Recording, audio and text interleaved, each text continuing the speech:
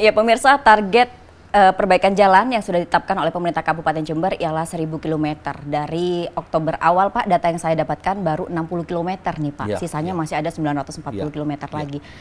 Saya ingin tahu Pak, titik-titik mana saja sih Pak yang menjadi prioritas perbaikan jalan ini Pak? Gitu. Yang jelas titik-titiknya itu semua yang berlubang-lubang, banyak rusak semua menjadi prioritas Mbak. Tapi di 31 kecamatan semua itu ada, kita perbaiki. Terutama daerah lokasi-lokasi yang memang itu tempat LHR-nya, namanya tuh lintas harian rata-rata angkutan, ya kendaraan yang lewat di situ tinggi. Itu yang segera kita lakukan perbaikan. Daerah-daerah seperti di daerah Ambulu yang banyak kecelakaan di situ, itu menjadi prioritas utama. Tapi ini gini, kayaknya memilihnya repot juga sekarang ini. Karena semua lubang. Lubang.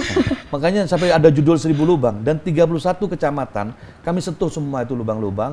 Dan kalau seandainya tahun ini, tahun di multi-years tidak kami lakukan overlay. Overlay itu perbaikan total secara keseluruhan. Kami lubang-lubang yang berbahaya sudah kami tutupin dulu.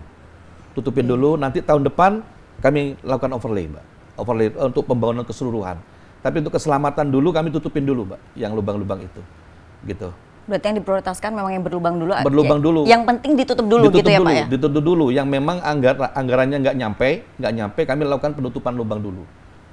Ada beberapa titik yang kita lakukan seperti itu, dan untuk tahun depan bukan pakai multi-years, tapi anggaran tahun depan tetap masih ada pekerjaan jalan lagi. Sudah dianggarkan? Ya, sudah dianggarkan lagi. Sekitar 500 sampai 600 km lagi. 500 sampai 600 km lagi. Nah Pak Bupati, saya ingin tanya sebenarnya yakin akan selesai seperti yang dikatakan pada Mei 2022 Pak? Insya Allah. Seberapa yakin Bapak? Ya harus 99,9%. Kenapa? Pekerjaan kelihatan mata itu. Ya. Sekarang meskipun hujan, tergantung teman-teman sekarang. Pengaspalan harus lebih yang bagus adalah siang hari. Ya, tapi kalau memang posisi musim hujan, kita bisa pakai sistem. Itu ada teknologi sekarang. Tentunya ada cost yang ditambahkan lagi untuk aspal panas tadi, panasnya tidak boleh turun dari itu. Dengan kualitas yang sama ya Pak ya? Dengan kualitas yang sama. Alat kontrolnya sederhana, kapan rusaknya gitu aja. Alat kontrol sederhananya. Sederhana. Dan yang kontrol jalan itu semua orang. Tidak boleh pakai title engineer juga, tukang becak bisa kontrol. Jalannya rusak, laporkan ke kami akan perbaiki. Jadi saya sudah komit dengan teman-teman dinas Bina Marga bahwa kita akan selesaikan pembayaran itu kalau mereka menyelesaikan dengan baik sesuai dengan kualitas yang ada. Sesuai dengan kualitas. Kira-kira ada sanksi lain nggak Pak yang nantinya diberikan kepada rekanan yang tidak bekerja sesuai prosedur Pak? Tentunya untuk tender next berikutnya kami akan menjadi perhatian serius di situ. Karena di situ akan saya ungkapkan nanti kepada seluruh kontraktor yang ada. Apabila pekerjaannya kurang bagus, ya tahun depan Anda harus langsung coret berarti Pak? Ya mungkin coret, tidak mungkin coret ya gitu ya. Tapi ada satu warning di situ dan akan kita umumkan kepada masyarakat, ke teman-teman kontraktor yang lain ya, bahwa Anda bekerjanya yang kemarin kurang bagus. Gitu, bisa begitu. Meskipun Anda sekarang perbaiki gitu, tapi kurang bagus. Nah, ini next jangan diulang lagi, akan kita umumkan nanti. Ya gitu kok, Mbak. Saya begini, di Jember kami berharap teman-teman siapapun itu, ya di bagian apapun itu, kalau kita ngomong jalan ya teman-teman kontraktor ya, harus ada punya rasa memiliki di sini. Harus punya rasa tanggung jawab juga bahwa Jember ini seperti ini.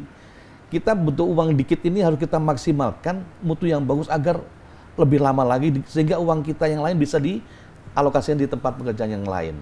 Dan ini bukan hanya profesional terhadap pekerjaannya saja, tapi punya rasa oh ya ini harus ada kehati-hatian, menyampaikan kepada tetangga kiri kanan pada saat pembangunan itu, hati-hati Bu, jangan sembarangan di sini ada truk lewat memberitahu Pak, ada overload pekerjaan truknya, tolong jangan seperti ini. Itu rasa itu harus segera diluncurkan, ini harus ada di setiap teman-teman kontraktor kita.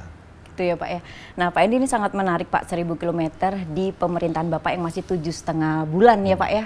Di 7,5 bulan Bapak sudah menargetkan, kira-kira ada target pencapaian apa lagi nih Pak? Program kedua yang mesti dan harus diselesaikan. Kalau 1.000 km selesai di 20 Mei mendatang 2022, apalagi nih Pak kira-kira? Gini Mbak Vera, COVID itu benar-benar susah saya cari duit nih.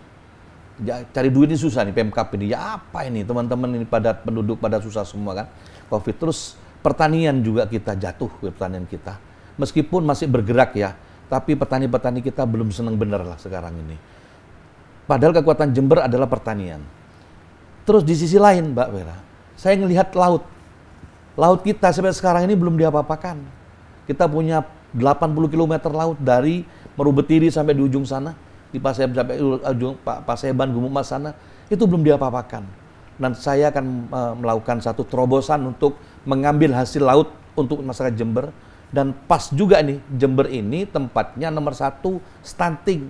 Ya aduh, nggak bagus ini. Tapi kita harus selesaikan. Inilah kita syukuri nih. Di Jember ini tempatnya stunting, AKI, angka kematian ibu tinggi, angka kematian AKB, angka kematian bayi tinggi. Ini 3 serangkai. Ini pertama persoalannya ini, kalau kita ada, kenapa hasil laut? Ikan itu adalah zat besi.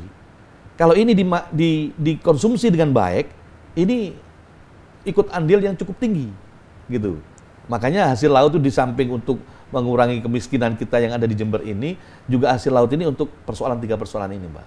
Makanya laut sekarang ini kami sudah mengirim surat ke BPN, Badan Pertanahan, untuk menguasai seluruh pantai yang ada. Yang selama ini bukan kita yang miliki, itu tanah negara. Kami sudah membuat surat ke BPN untuk meng-HPL-kan hak pemanfaatan lahan pantai pesisir. Dan di situ kami masukkan dalam RT/RW kita, rencana tata ruang kita, untuk per segmen-segmen kami gunakan bermacam-macam nanti. Bukan diambil pasirnya, bukan. Tapi kami akan melakukan tambak-tambak, ada tambak ikan udang kita, udang faname, kita ajak kerjasama seluruh investor ini, dengan kita ikut serta, Pemkab ikut serta di situ.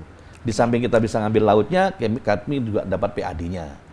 Ragam program yang baru saja Bapak sampaikan ini pada intinya adalah untuk masyarakat, kesejahteraan masyarakat dan peningkatan perekonomian ya Pak ya. Dan peningkatan perekonomian seperti yang sudah saya jelaskan tadi erat kaitannya dengan pembangunan infrastruktur. Betul. Dan ini sudah dilakukan oleh pemerintah Kabupaten Jember ya Pak ya. Betul.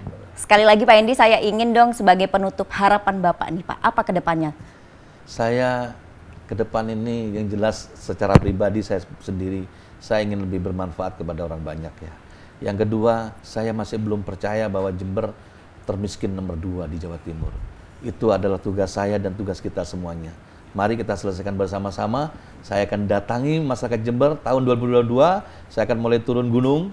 Kalau di tahun 2021 saya memperbaiki birokrasi dan sistem tata usaha pemerintahan. Tapi tahun 2022 saya akan turun ke masyarakat, saya akan periksa sendiri teman-teman saudara kita yang masih belum beruntung, untuk mereka jangan tidak beruntung lagi, harus beruntung. Harus beruntung lagi, kesejahteraan harus merata ya Pak ya. Pak Hendy, terima kasih atas waktunya Pak. Waktu kita sudah habis Pak, 30 menit terbatas, sayang sekali. Padahal masih banyak nih Pak sebenarnya yang ingin saya kulik. Masih ada waktu, kami undang kembali, monggo saya diundang, siap datang. Waduh, siap. Terima kasih ya Pak Hendy atas kesediaannya untuk hadir di talk show bersama kami. Pemirsa, terima kasih Anda sudah menyaksikan talk show bersama Bupati Jember. Sampai bertemu di episode berikutnya. Wassalamualaikum dan sampai jumpa.